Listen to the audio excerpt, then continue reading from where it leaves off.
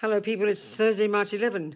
Something to think about for sure. More than just as we were talking a couple of days ago, changing the script in our heads. First about ourselves, that's vital.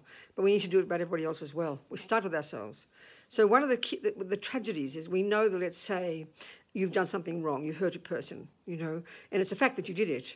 But then if the person is really angry, we understand this, if they're really angry, what they'll do is, and this is what's heartbreaking, is they take that one thing and then they paint the whole of you with that brush. And then they think you are an awful person. You did that. And they won't forget and they won't forgive. We know how painful this is. So the key thing that's going on here, just like we talked before about ourselves, these neurotic states of mind, these attachment and anger and all the unhappy states of mind, they have a very specific function, this is the Buddhist analysis, of exaggerating, of embellishing.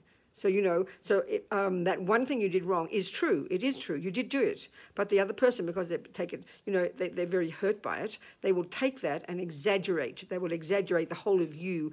Whereas we can see it's not true. We can see we're brokenhearted about this. But that's exactly what we do to everybody else. So, in other words, we have to learn to distinguish between seeing the fault, being accurate, it's accurate, but then learning not to add the anger part to it. But we assume they come together. We assume there's no choice, but we have the choice. So the first reason to do this is for your own benefit. Don't think of it as some moralistic thing, I shouldn't be angry. You should find fault. I remember Martin Luther King, I always quote this, it blows my mind.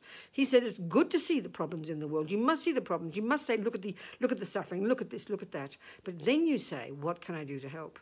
That's one approach, which becomes compassion. But this clear thing to see that one is there is a bad action, but two, anger is something that you add on top of it, and that causes pain to oneself and distorts. I mean, we could talk so much about this, and let's do that later.